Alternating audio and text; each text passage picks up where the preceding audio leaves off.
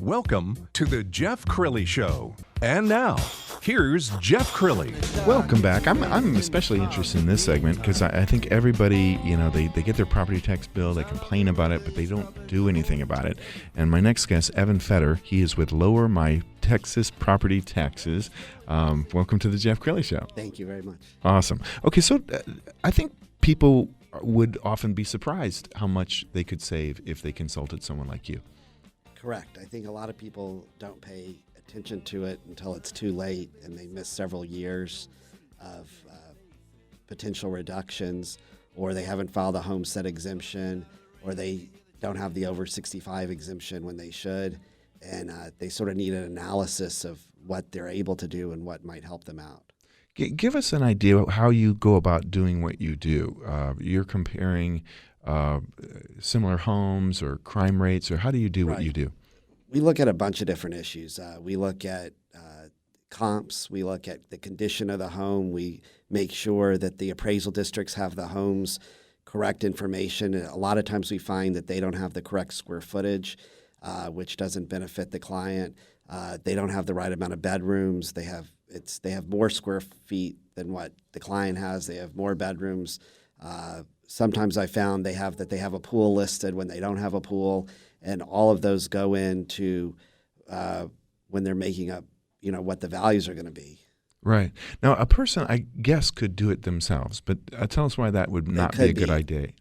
There's several different things. If you're going to do it yourself, that's fine, but you need to go down there and meet with somebody in person. When you enter it on the computer and you send it that way, which some of the appraisal districts now are doing, it's too easy for the other person at the end of the button just to hit no. And you're not getting the face-to-face with somebody that you can really tell them your story and why your house should not be valued at what it is. And you've been doing this for 8 years, so you probably have a really good rapport or relationship with the folks that you're trying to persuade. Correct. You tend to get to know their personalities. You don't have to get upset at them. You just speak like you're speaking to anybody else. You don't need to raise your voice, and you just present your case. And whether it be with pictures or numbers or whatever other information that you have, you mentioned crime rates. There's certain neighborhoods that do have where the crime has gone up, or you live on a major street or intersection. There's a lot of things that affect value.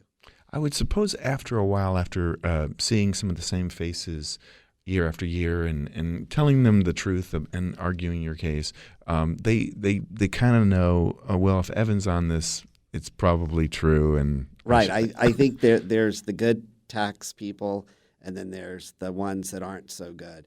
And you want somebody that's honest. I try to offer more of a full service aspect to this than most companies. If I need to go out and meet with the people at their house, if I need to take pictures, if I need to sit down with them, I'll give a free analysis.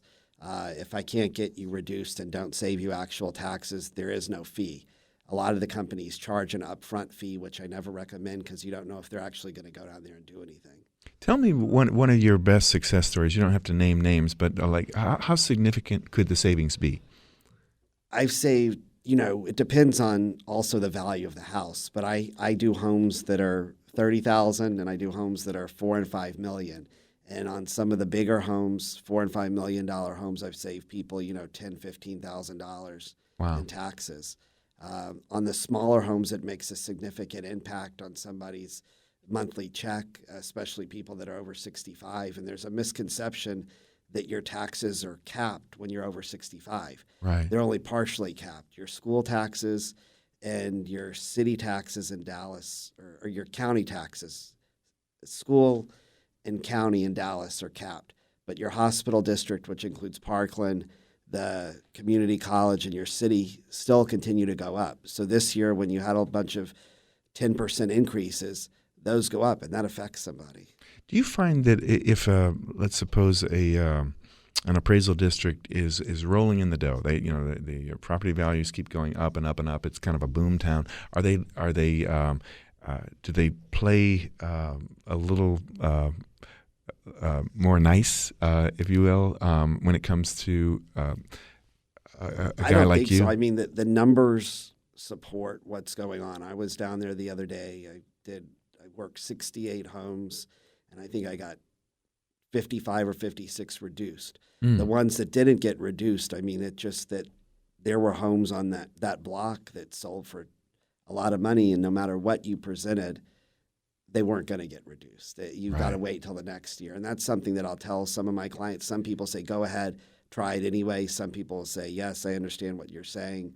Let's just hold off a year. How much of what is done in calculating property taxes is done by a computer, and how much is done by a person? At the appraisal district, when you're meeting with them face-to-face, I mean, they're plugging in numbers, but a lot of it is what their own. You could meet with 3 different people, and they're all going to give you a little bit different value because they can assign percentages to the comps. Mm-hmm. So one might go a third, one might go 50-50, one might give you 75, so it really just depends. But a lot is with computers because you're looking up numbers, you're looking at MLS reports, different things like that. How large is your territory? Where will you travel to? I have cut back to just do Dallas and Collin County, and I've got over 800 clients. Oh, that's awesome. So it's a lot to handle. That's awesome. Are there a lot of people who do what you do? There are. It's limited. You have to have a license from the state of Texas, a property tax consultant license, and so you're limited to that. And there's some larger companies that do things, but they do things differently than the way I do it. Like I said, I'm more of a personal feel and meet one-on-one and try to get to know what the house is about so that I can get them the best reduction possible.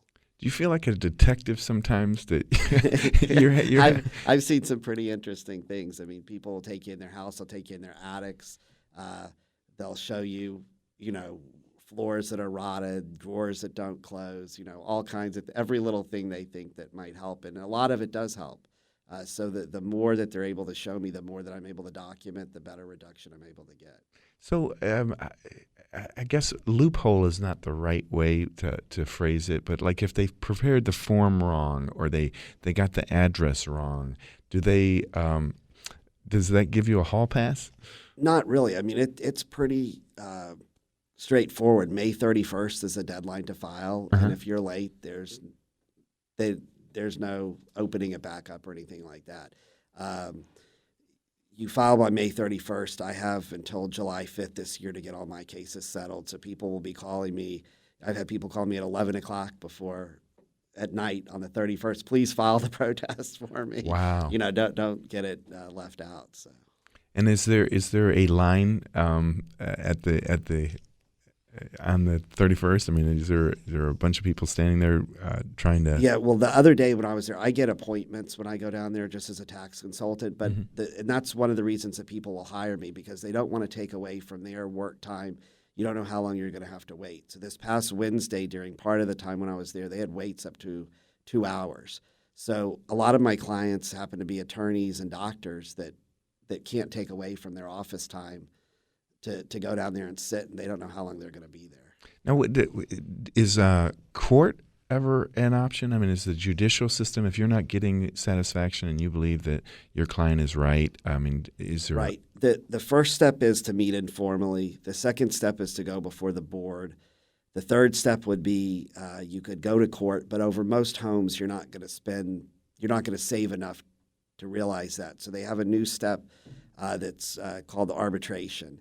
And you pay a fee to the state. They assign an attorney that's, not for one or the other. You present your case. The district presents their case. And then that person makes a determination of what they feel is best. How unusual is that? I mean, how often does it get to that point? I've only had one of those, and I was successful with it. Usually you're able to work out informally. Occasionally you have to go to the board.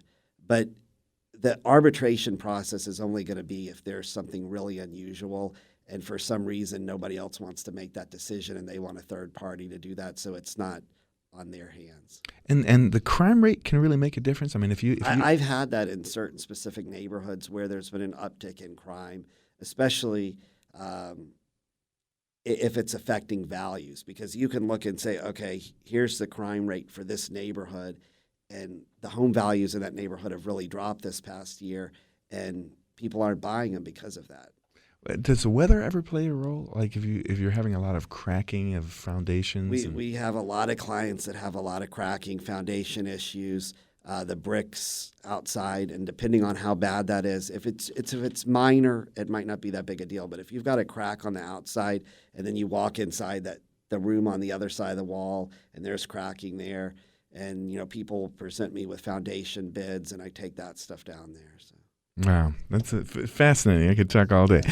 Give us your website, Evan. It is lowermytexaspropertytaxes.com. Excellent. And you can go online. We're on Facebook also. We're on LinkedIn, Twitter. Awesome. Different things. Fascinating segment. Thank you. Thank you for being on the Jeff Crilley Show. When we come back, bionic limbs. In the 1970s, I grew up watching a show called The $6 Million Man, and it seemed very futuristic, but a woman who's going to tell you that the future is now. That story is just ahead.